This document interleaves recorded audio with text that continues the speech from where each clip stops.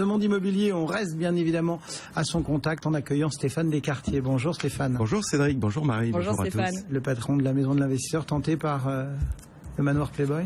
Oui, enfin en viager, oui. Non, et puis surtout, ils disent qu'il a un peu en décrépitude aujourd'hui. Ouais. Ah bon, bon, je ne parle pas du Geffner, je parle de la maison. Bon, allez, vous allez nous parler d'un sujet un petit peu plus terre à terre ce matin. Nous peut-être casser des idées préconçues que certains peuvent avoir entre les aspects sociaux de certains quartiers, entre les quartiers bourgeois et les quartiers populaires en termes d'investissement immobilier, c'est ça? Oui, c'est toujours le choix qu'on peut imaginer quand on veut faire des investissements locatifs, et on peut hésiter entre des quartiers plutôt bourgeois ou des quartiers populaires ou intermédiaires. Et c'est vrai que moi j'ai une chance dans mon métier depuis 25 ans, c'est que j'ai beaucoup appris de mes clients en tant qu'intermédiaire, de mes clients vendeurs et acheteurs.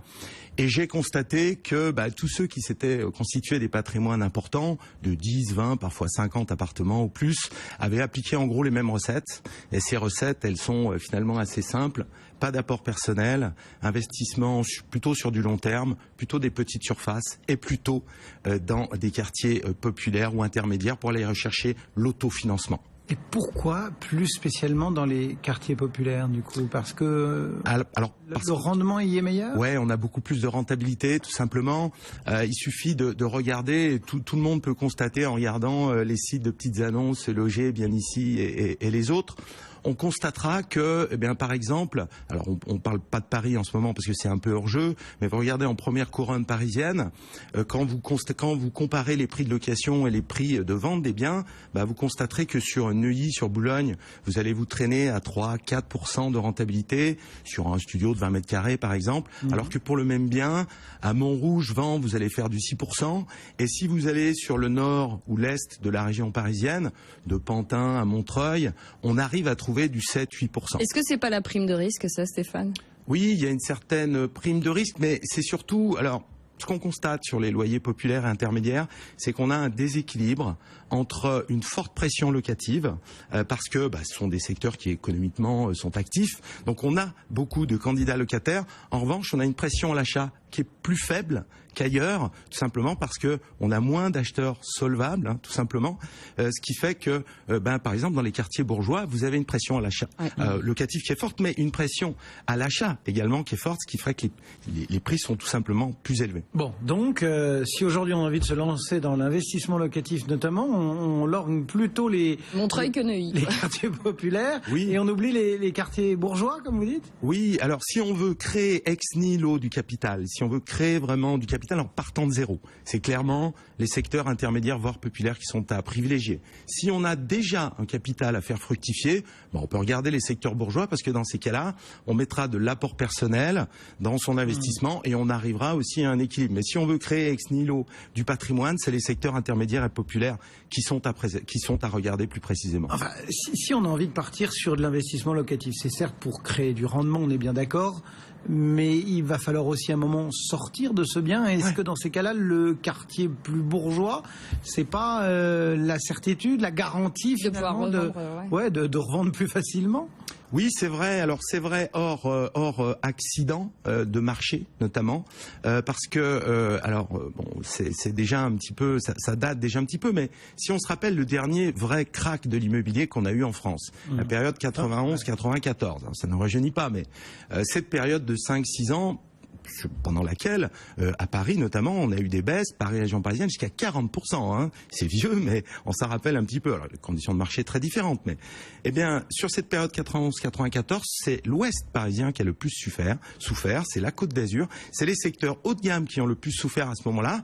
Et on peut considérer également que, en quelque sorte, nos amortisseurs sociaux qui protègent effectivement les classes moyennes, les classes populaires, finalement fonctionnent aussi par rapport au marché immobilier sur les secteurs populaires et intermédiaires, parce que regardez également dans les secteurs bourgeois, le marché va être alimenté en grosse partie par des acheteurs cadres sup, chefs d'entreprise, profession libérale, des gens qui sont par nature plus sensibles aux aléas de la conjoncture, ce qui fait que le secteur bourgeois, en cas de krach, en tout cas, ce qu'on a vérifié les dernières fois, c'est que c'était pas forcément les secteurs sur lesquels on tenait le mieux ses prix. Et puis il y a un autre élément, en tout cas en ce qui concerne Paris, on citait Montreuil, on citait toute l'Île-de-France, il y a l'extension, il y a la perspective du Grand Paris, Bien sûr. aussi ça va donner de la valeur à l'immobilier en Ile-de-France et dans certains quartiers populaires. Tout à fait, et on peut se projeter effectivement avec des quartiers qui sont en rénovation, et puis les choses évoluent. Qui se rappelle que le Valois-Perret était populaire encore, ou la Bastille était des quartiers populaires avec les blousons noirs dans les années 60.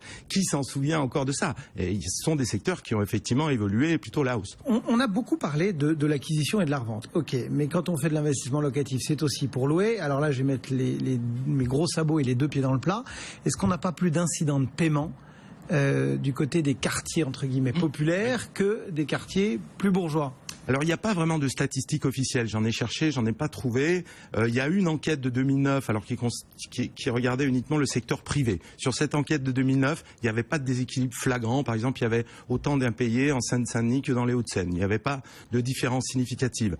Ce qu'on constate aussi, c'est que dans les quartiers populaires, vous avez une catégorie de locataires, de population de locataires, qui ont tellement de difficultés à trouver un logement et à trouver un bailleur, je parle du secteur privé, à trouver un bailleur qui leur fasse confiance, que finalement, une fois qu'ils y sont, hyper voilà, il n'y a pas plus effectivement malaise sur les loyers que dans d'autres quartiers.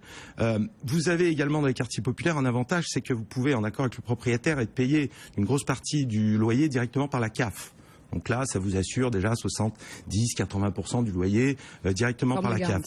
Et bon, là, il faut pas non plus, c'est un peu des fausses idées. Moi, je peux vous dire qu'en tout cas, à titre personnel, en tant que bailleur, les incidents de paiement que j'ai eus, c'était pas avec des gens dans le besoin.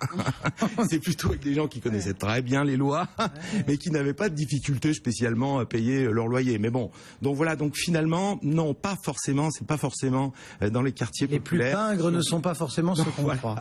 Donc ça veut dire que le marché, finalement, la location, etc., on oublie clairement Auteuil-Neuilly-Passy. Oui, alors Auteuil, le 16e, le 7e, Auteuil-Neuilly-Passy, oui, à part si vraiment on a un besoin de pied-à-terre personnel pour ses enfants avec de l'apport. Sinon, encore une fois, si on veut créer du capital, il faut aller sur les secteurs populaires intermédiaires. L'avantage qu'on a aujourd'hui, c'est qu'on a des taux d'intérêt tellement bas qu'on n'est plus obligé, entre guillemets, d'aller dans les secteurs nord et est, par exemple, de la région parisienne.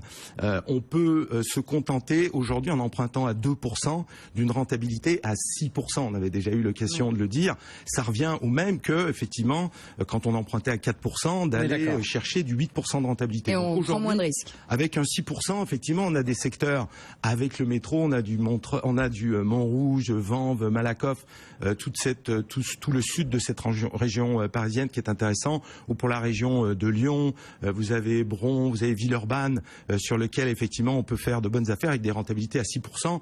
Donc là, voilà, ce sont des secteurs qui sont très bien desservis et sur lesquels on peut espérer également une bonne tenue de marché, notamment si Paris continue à bloquer les loyers. La première couronne va continuer d'augmenter, ça c'est une quasi-certitude. D'où ma théorie que l'encadrement des loyers c'est terminé, mais bon, on s'arrêtera à Paris. C'est une théorie. Oui, c'est une théorie auquel j'aimerais souscrire aussi. Maintenant, ma foi, on verra, l'avenir nous le dira.